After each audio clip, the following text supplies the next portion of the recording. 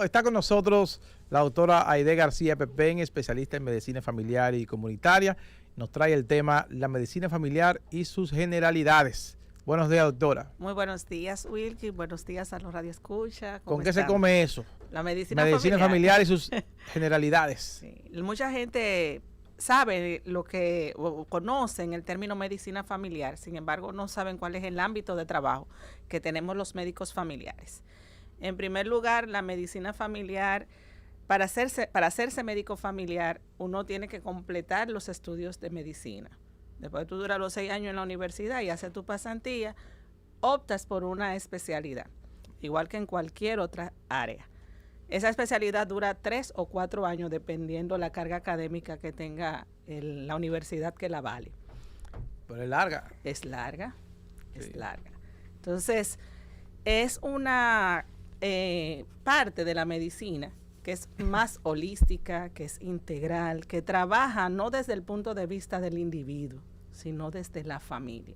Nosotros trabajamos principalmente evaluando características familiares y cómo eso repercute en la salud de cada una de las personas. Por definición, la medicina familiar es la especialidad de la atención primaria, que mucha gente piensa que el médico familiar es exclusivo de los primeros niveles de salud, o sea, que son los médicos por excelencia que deben de ir a las UNAP. Y sin embargo, atención primaria es mucho más que el primer nivel.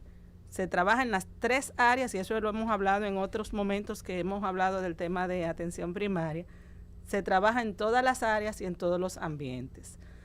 En medicina familiar es una carrera que trabaja en el ámbito transversal, porque puede trabajar, por ejemplo, imagínate que tú tengas a tu mamá o a tu abuela enferma y tengas que llevarla al oftalmólogo, al ortopeda, al cardiólogo, al urólogo, al ginecólogo, etcétera. Y cada uno, de una manera u otra, evalúa a este paciente y pueden incluso hasta tener resoluciones chocantes uno con otro, que este medicamento te contrarresta con aquel, que aquel.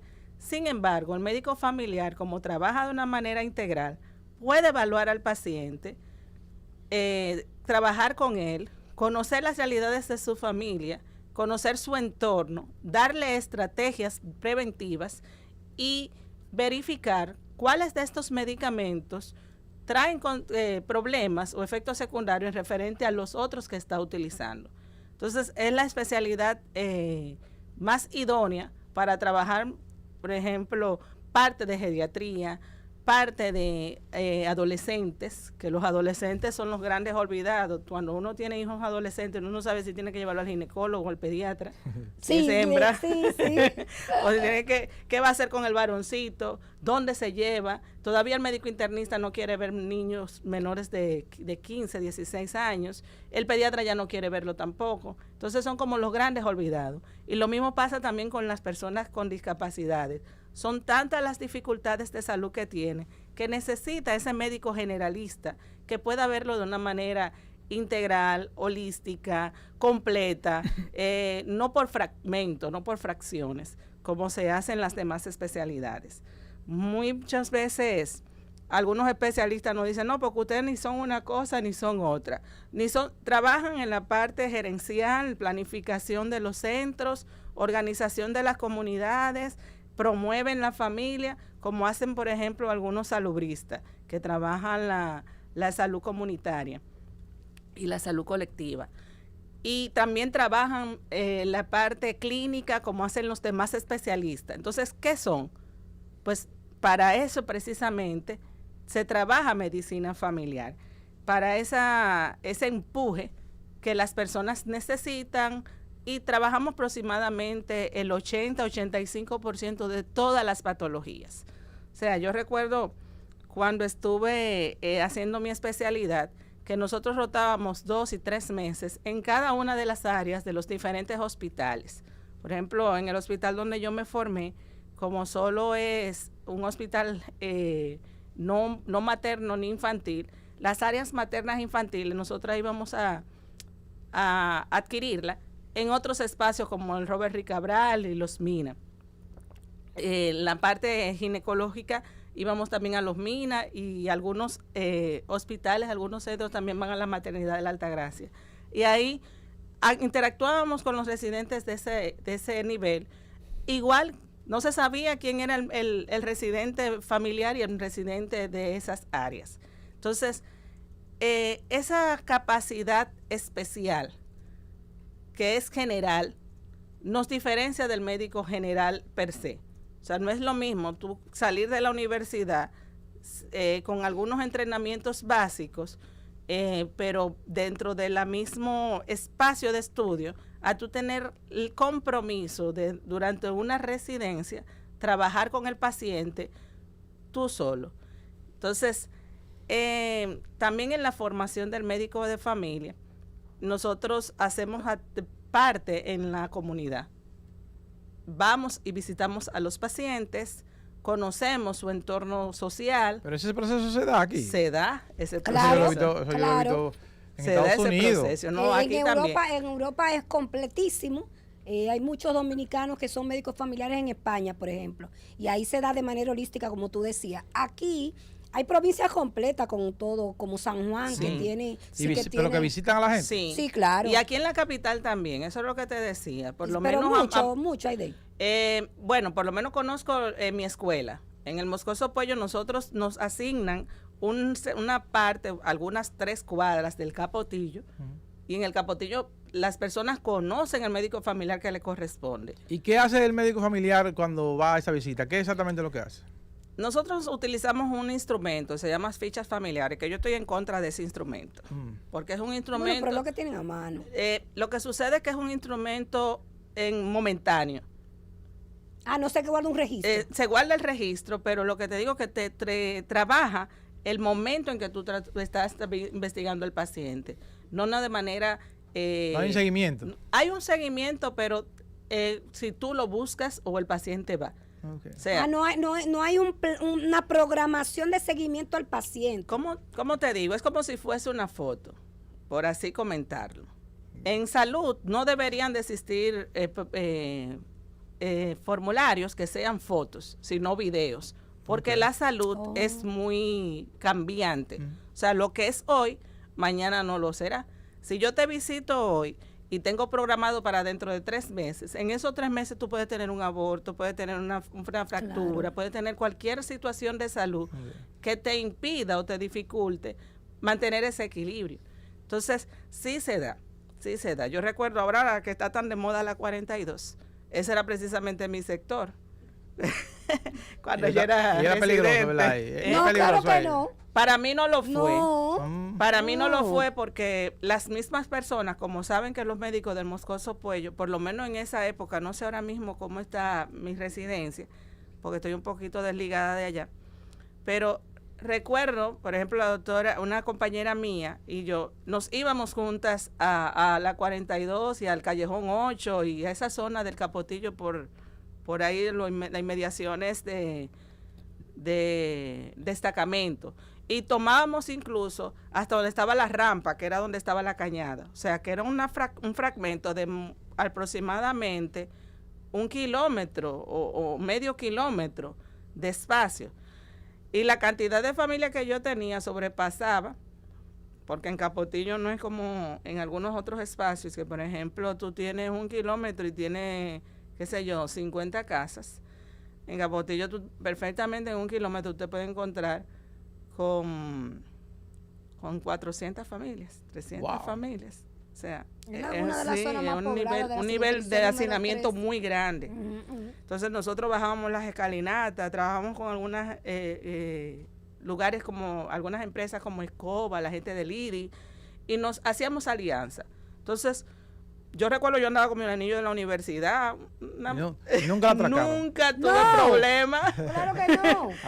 Sí, Escoba todavía existe y recoge la basura en toda esa zona donde no pueden llegar los camiones. Pero era una experiencia. IDIS todavía sigue haciendo trabajo en Capotillo. Entonces, en términos de salud, ¿cuál es el impacto de esas visitas? Imagínate tú, personas que tengan la dificultad de no poder salir, como yo tuve una paciente que vivía allá al fondo de la cañada, donde estaba ya la rampa, que tenía alrededor de 300 libras, 200 y algo. ¿Cómo subían esas escalinatas?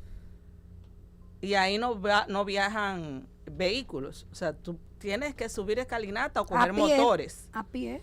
O sea, no sé si con eso te respondo, Wilkin. Sí, o sea, claro. El nivel de impacto y la sensibilidad que tiene una visita domiciliaria te da a ti las herramientas para poder identificar múltiples situaciones. ¿Cuál es la dificultad con relación a que, aunque esa estrategia sea idónea, pero aquí en el país no funcione? Y es que la medicina familiar, como nuestro norte es la atención primaria, y la atención primaria está muy ligada a las políticas públicas, aquí en nuestro país nosotros no tenemos esa posibilidad de poder hacer impactos a magnitud. Por ejemplo, si el problema de esa señora era el asunto del acceso, yo no tenía como médico familiar la posibilidad de construirle un ascensor o una escalera como allá en Colombia. Era una persona sobrepeso. Exacto. Eso lo hubiese resuelto CDN y el Centro Médico Dominico Cubano ahora mismo. Mira cómo varían las cosas. Es verdad lo que tú dices. Las cosas cambian en poco tiempo. Se supondría. ¿Cómo que se llama? ¿Cómo que se llama? Pierde peso, gana vida. Pierde peso, gana vida. CDN. Se suponía, ya no lo volvemos a hacer, ya te cerramos con la segunda temporada. ¿Ya no se vuelve a hacer? Bueno, y damos gracias a Dios que Miguel salió bien. No, de lo contrario. Nuestro último paciente que operamos esta semana está en su casa ya desde ayer, recuperándose de su cirugía bariátrica, un proceso complejísimo. Responsabilidad social corporativa de CDN. 100 libras tuvo que bajar para meterse al quirófano, para no tener, para tener menos riesgos, porque todo el que va al quirófano es la población riesgo. Que le va a pedir a CDN que lo siga haciendo. Yo tengo más llamada que el carajo. pero hay que decir, Aide, que el tema de la medicina familiar se suponía que debería ser el renglón más importante, como establece la ley 8701, porque te mandaba a organizar todo el sistema de atención en salud y empezar por la unidad de atención primaria, donde ustedes, los médicos familiares, iban a tener recursos. Porque tú hablas, ¿cómo saco a esa señora? Pero se suponía que si esa señora y todo el que vive en Capotillo tiene el seguro subsidiado del gobierno, ese SENASA le iba a pagar a la unidad por la atención de esos pacientes. Es lo que debe ser. Es lo que debe ser, como lo hace ahora con las clínicas.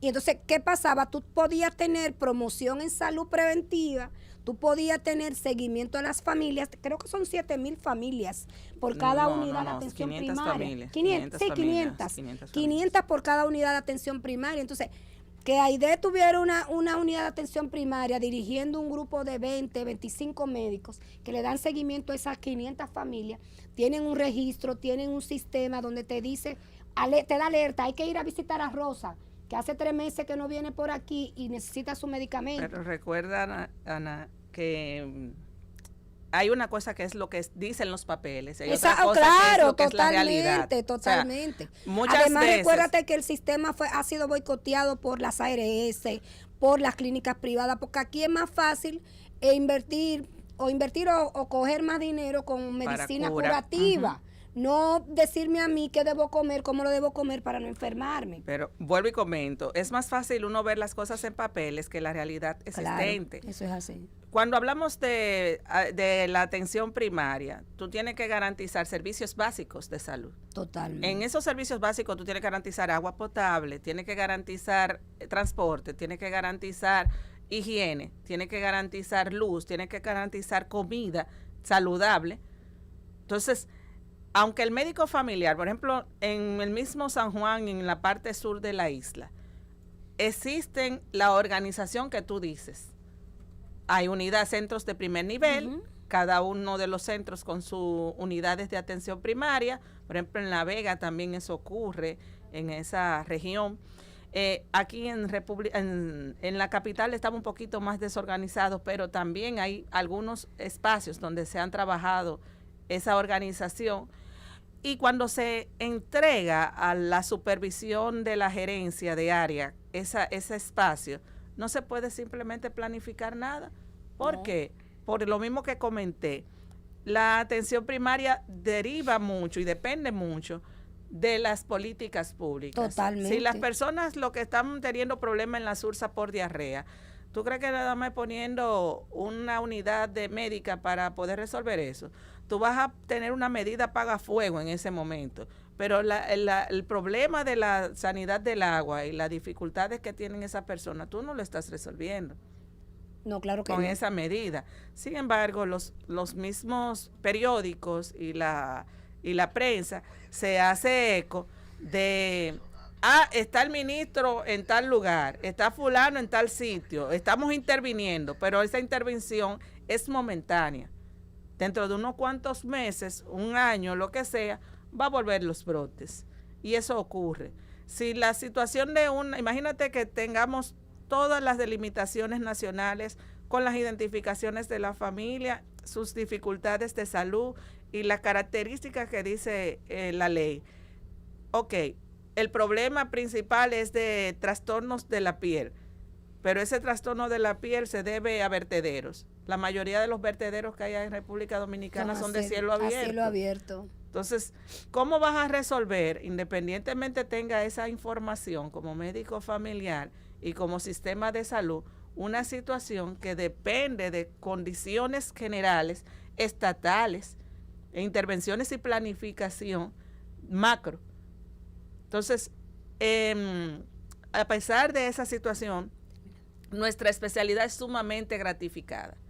¿Por qué? Nos sentimos tan satisfechos de ser médicos familiares y nos sentimos tan felices, y son alrededor de 14 escuelas. O sea, aquí en República Dominicana sí, somos muchos médicos familiares. ¿Y están todos en el sector público? La mayoría somos del sector público. El sector privado ni nos tienen en cuenta. No, para que no, ustedes son un problema. Ni siquiera nos permiten. Son un problema para ellos. Ni siquiera nos permiten tener el código. Pero la satisfacción que tenemos es precisamente con ese acercamiento con las familias y con los individuos. Es prácticamente como hacerse, yo no sé si ustedes recuerdan las películas antiguas, no, llámame a fulano, que es mi médico de cabecera. De cabecera, no, quiero hablar con Perenceja, que es la médico de mi familia y de mis hijos. Exacto. Eso es lo que debe pasar. Esa posibilidad. Y también la parte creativa, el buscar una conciliación. Mira, esto es lo que tienes, ¿qué vamos a hacer con tu situación? Mire, doctora, como me ocurrió también, yo hablo mucho de mi ejercicio. Me ocurrió en el 2007, cuando me fui para allá, para la orilla del río Sama, a trabajar con las personas damnificadas de la tormenta Noel y Olga. Estábamos en un refugio y de ahí nos pusimos a ver, mira, la dificultad es que el refugio, aunque tenga, qué sé yo, 60 familias, no tiene baños. Y están haciendo sus necesidades en latas. Le va a causar problemas. En latas y en funda, y la tiraban al río o al techo del refugio. Dios, imagínate tú cuando llovía. Virgen Santa. Entonces, ¿qué hicimos? Vamos a hacer un operativo de limpieza micro entre nosotros mismos para poner este refugio en condición. Estos 3 cuadros son de fulanito. O sea, esa participación de las personas te da una satisfacción y te da una sensibilidad humana. Pero además, cuando tú los orientas y ellos tienen información a mano, se convierten en ciudadanos más responsables, que se reclaman aún más. Porque si un médico familiar tiene una cuadrilla de, qué sé yo, 200 familias y ahí no hay agua, cuando tú le empiezas a decir a ellos, si no hay agua nos vamos a enfermar, por esto, empiezan a hacer protestas y la casa tienen que resolver. ¿Entiendes? Eso nada más tiene beneficios para la gente, el tema de hacer medicina familiar, y beneficios para el Estado Dominicano porque hay un ahorro en gasto de medicina impresionante. Pero, como le digo, aquí hay una anarquía en el sistema de salud que no ha permitido que se desarrolle esa parte. Nosotros hemos tratado a través de la Sociedad de Medicina Familiar de darnos a conocer, estimulamos a las personas que visiten al médico de familia, trabajamos cada una de las especialidades de maneras básicas, por ejemplo, todo lo que tiene que ver con prevención. Hacemos Papá Nicolau, trabajamos el niño, trabajamos el adolescente, trabajamos en el adulto mayor. Y la embarazada. La embarazada hacemos los chequeos hasta las 32 semanas. O sea, todo lo que no tiene que ver con hospitalización lo puede resolver el médico de familia. Tú sabes lo chévere que todas las embarazadas de Capotillo vayan a su unidad hasta las 32 semanas. ¿Cómo se economiza el dinero? de no estarse movilizando y cómo se Y descongestionan los hospitales del tercer nivel. Y economizan tiempo. Claro. Por ejemplo, nosotros tenemos en el lugar donde trabajo los diferentes programas de salud. Y en esos programas trabajamos las planificaciones y las chicas si acaso duran 10 minutos en una consulta, Claro. porque ya saben a qué van, prácticamente Y van a buscar, le le suministramos buenísimo. el anticonceptivo, se le da su información, o sea, es sumamente rápida, formal, una consulta dinámica. Claro. Es muy gratificante, de verdad que Claro sí. que sí. Bueno, muchísimas gracias, Aide. Ahí está Rosa haciendo señas que hemos terminado. Gracias siempre por estas orientaciones. Vamos a ver si podemos hacer una protesta para que de una vez por todas se aplique. Hay que hacer dos protestas en la bandera nacional. Es que la población no está en esto. Deberíamos estar protestando en contra de Mimilo.